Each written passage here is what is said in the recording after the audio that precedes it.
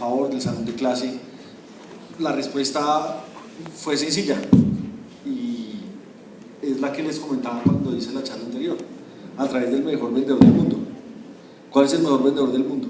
El maestro.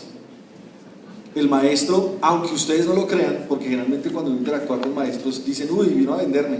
Es que ustedes no se imaginan todo lo que venden. Ustedes venden experiencia, venden libros, venden tecnología, venden marcas, venden aspiraciones y venden sueños. Cuando uno es estudiante a un profesor y ese profesor le da un mensaje que a uno lo impacta, uno siempre tiene un profesor que le cambia la vida y del que uno se acuerda siempre. Yo me acuerdo de una profesora que tenía que se llamaba Miss Patricia, que parecía, era más chévere que mi mamá en esa época. Y me acuerdo de ella siempre y no he tenido la posibilidad de darle las gracias de muchas cosas que soy gracias a ese profesor. Pero si ese profesor en el mundo de hoy llega con un reloj de varios millones de millones, genera un impacto en el estudiante, es yo quisiera tener el reloj que tiene mi profesor. Si el profesor llega con una tecnología X, el estudiante dice, si mi profesor usa esa tecnología es porque es muy buena, porque yo quiero ser como mi profesor.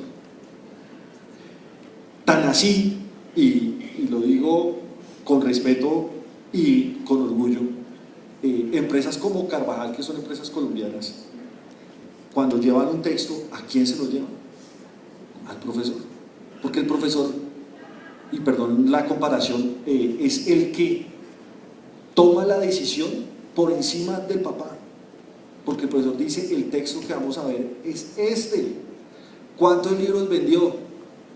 50, 100, 200, 500. ¿Cuántos computadores vendió? Miles. ¿Cuántos sistemas operativos vendió? Los que quieran. Si el profesor dice vamos a aprender con la aplicación X, automáticamente el papá dice, mi hijo, usted va mal, vamos a comprar la aplicación X. Busquemos un profesor que sepa manejar la aplicación X. El mejor vendedor del mundo. Qué responsabilidad tan berraca. Y además le vendo a una persona que no sabe en qué gastarse la plata, no tiene control de gasto, porque los niños no tienen control de gasto. Y los papás por sus hijos hacen cualquier cosa. Entonces ahí es donde tenemos que concentrarnos, en cómo, y ahí complemento un poco lo que conversaban mis compañeros, hay que empoderar al maestro, hay que empoderar al maestro con una serie de herramientas lo suficientemente poderosas para que cuando las entregue a ese estudiante y se las venda, generen ese cambio social que permite que los niños entreguen a la sociedad conocimiento, experiencia, honestidad, principios, liderazgo,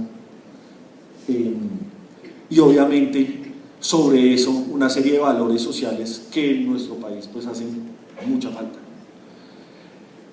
Si nosotros logramos empoderar al maestro, llamémoslo tutor, llamémoslo asesor, a esa guía, a esa persona que acompaña,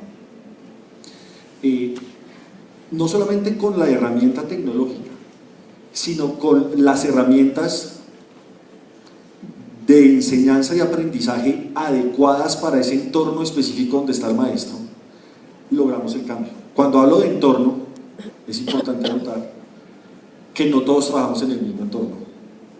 Por ende, no todos podemos comprar la misma tecnología y por ende no todos podemos estar en la misma red social, con el mismo dispositivo y demás, porque cada entorno, tanto económico, social y político, genera unas necesidades diferentes.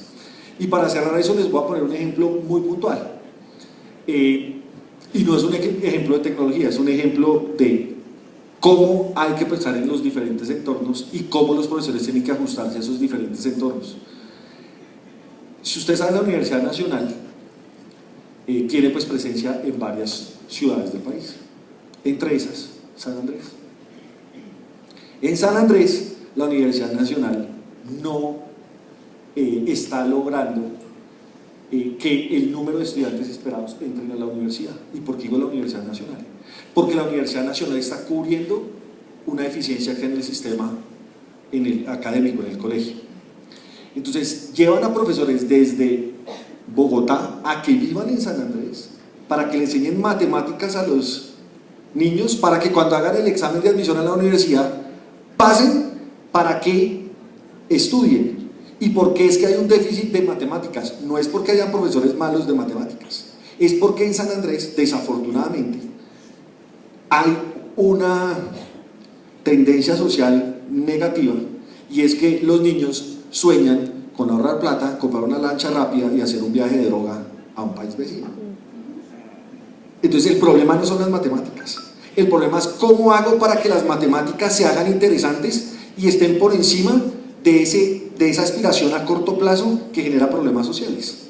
Entonces el cambio, y vean que no estoy hablando de tecnología, es cómo yo me pego a ese entorno y cómo yo entiendo qué es lo que tengo que vender. Ahí la experiencia no es vender que aprender es mejor que hacer el viaje, porque pues no lo va a creer un estudiante.